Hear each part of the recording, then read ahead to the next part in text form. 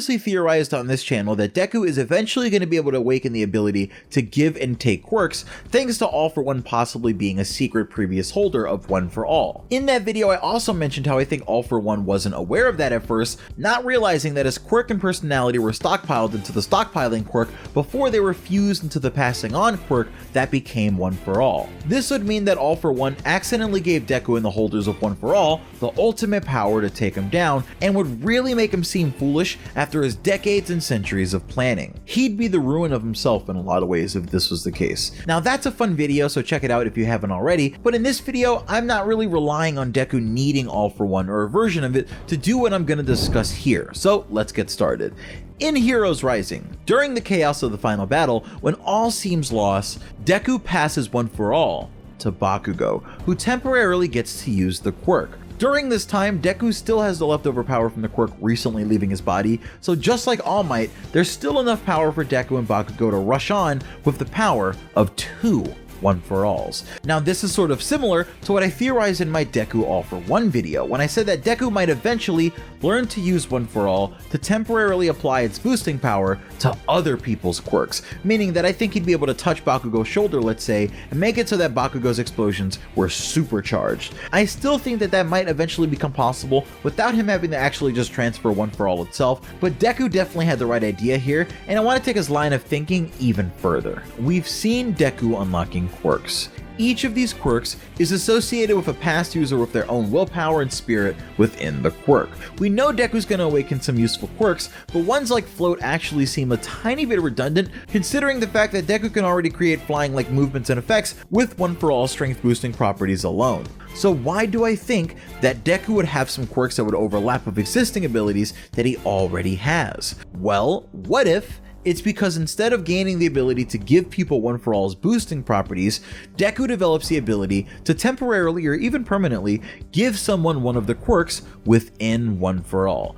After all, part of One For All the quirk is the ability to pass on your quirk. Well, that combined with the ability to stockpile power made it so that the quirk became one that can pass down accumulated power. However, we know that One For All is a bit more complicated and far out than that. Instead of only stockpiling power, the quirk also stockpiles the memories, personalities, and quirks of the users that the quirk is passed down to. That made me wonder, well, if One For All is a quirk with 2 parts, one part that stockpiles and another part that passes on, and the stockpiling aspect of the quirk is capable of stockpiling more than one quirk, then what's the likelihood that the passing on aspect of the quirk is actually capable of passing on more than one quirk? Now I know some people are going to argue that One For All is one quirk with multiple different quirks built into it as components of that one quirk, but I'd actually argue that you're wrong to a certain extent. I say this because during Heroes Rising, when Nine is trying to take One For All from Deku using his version of All For One, it isn't that there's some magical rule that stops One For All from being stolen like a lot of the fandom seems to think. The quirk actually does successfully start to transfer over, but what keeps it from happening is the fact that Nine can only hold a limited number of quirks, but he was trying to steal One For All and the 6 quirks of the past users. He literally says that there are too many quirks for him to take, and if it was just one quirk with 6 extra pieces, this wouldn't really be an issue. So for all intents and purposes, I think Deku has 7 quirks, the 6 quirks of the past users, and One For All. Now this theory would be a really weird instance of a quirk evolving, but when you put the pieces together, it really does kind of become plausible. If Deku can give someone a hair and have them eat it to gain One For All, just by him willing that they have it now, then I think it isn't much of a stretch to suggest that Deku might be able to give Mirio a hair and give him Nana's Float quirk, or even give Tokoyami Black Whip. This would be really interesting, and I'd actually love to see characters like Mirio getting a second chance to shine without it necessarily being that he gets his powers back via Eri or something that we already expect. Deku actually being able to help his friend out here would be really nice, and to be honest, I think Mirio would adapt really well to having the Float quirk. He managed to fight against Chisaki for all of that time without having a quirk at all, and he was really fast and nimble before, but could still deliver a lot of power in his blows.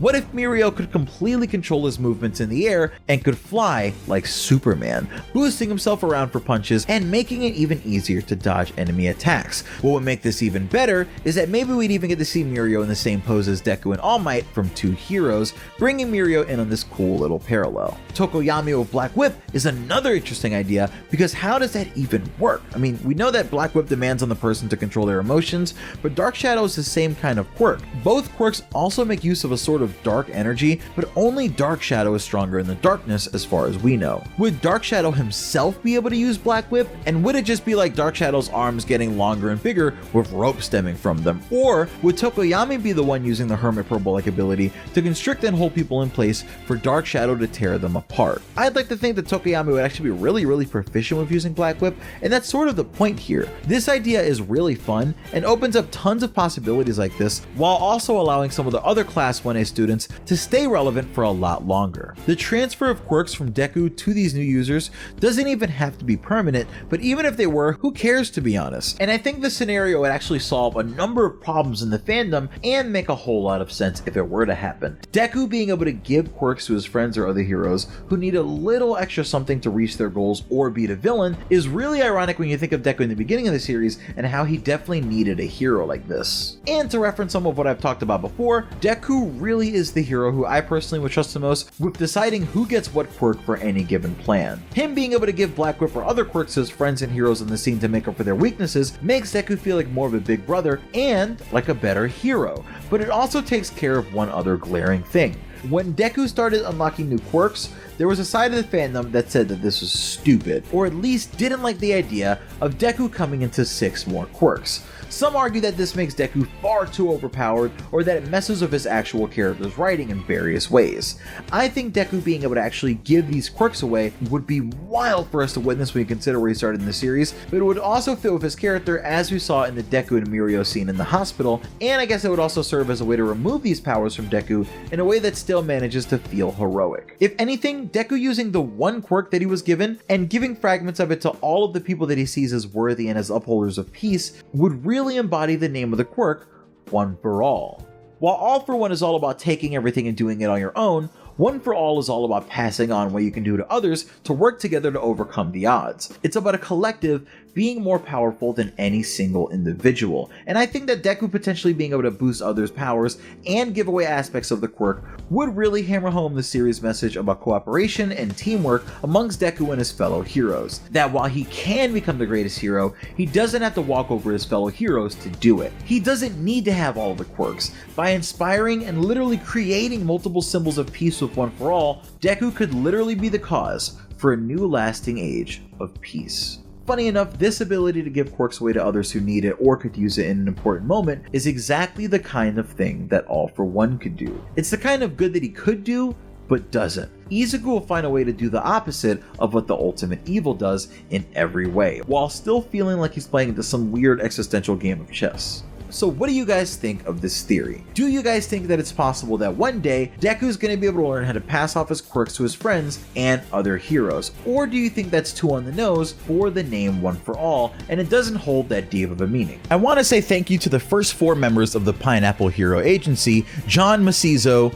Andy Taylor, Blake B, and Sebastian Gura. They are the first 4 to sign up for memberships on the channel, and since they're new, I want to make sure I take a second to explain to you guys how you all can join these people in getting new content and more. When you click join on my channel or under the video, you're presented with 3 different tiers. First, there's the support tier. This tier is for anyone looking to support the channel just a little more every month, but in return you get access to new channel exclusive emojis like my pineapple and custom badges too. I'm going to be working with artists to come up with some really cute and cool emojis and badges, so look out for those soon on my Twitter if you want to wait to see more before you join. Starting at this level, I'll shout out members at the end of the video like I just did as a thank you to you guys. The second tier is where things start getting a little interesting though. The bonus content tier is a tier that lets you vote on at least one video every month about a manga or anime that I don't already cover on my channel. I'll put a poll up with 4 choices every month and I'll get to work on the one that members of this tier choose. Whether it's Jujutsu Kaisen, Black Clover, Dr. Stone, or even something a little less known like Tower of God, you let me know what you're most interested in me covering and I'll turn it into an interesting video in my style.